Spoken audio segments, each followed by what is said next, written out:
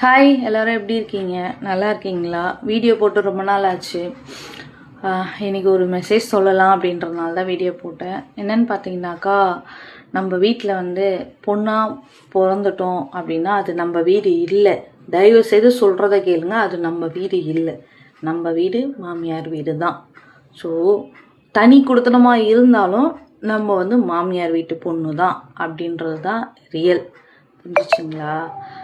அதே போல் மாமியாருங்களுக்கும் சொல்கிறேன், நீங்கள் பொண்ணு பெற்றிருந்தீங்கன்னா அது உங்கள் பொண்ணு கிடையாது. வீட்டுக்குன்னு வந்தால் பார்த்தீங்களா, அவங்க தான் உங்கள் பொண்ணு. ஏன்னா நீங்கள் உயிரோடு இருக்கிறப்பவும் பார்க்குறவங்க அவங்க தான் பிள்ளைக்கிட்ட சொல்லி.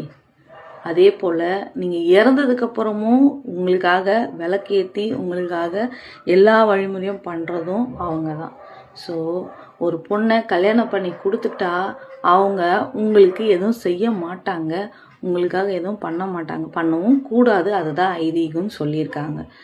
நம்ம பாசம் இருக்கும், பட் ஆனால் எல்லாமே செய்யணும்னு பார்த்தா வீட்டு மருமகள், மகள், மகள் புரிஞ்சுக்கோங்க, மகள்.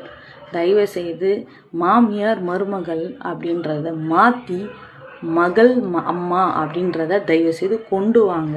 அதை தயவு செய்து பண்ணிங்கன்னா இந்த உலகத்துலேயும் சரி இந்த இதுலேயும் சரி மாமியார் மருமக சண்டைன்றத ஒரு புல் ஸ்டாப் வச்சு இந்த சீரியல் எடுக்கிறாங்க பார்த்தீங்களா, அவங்க மூஞ்சில் கொறைய பூசிடலாம்.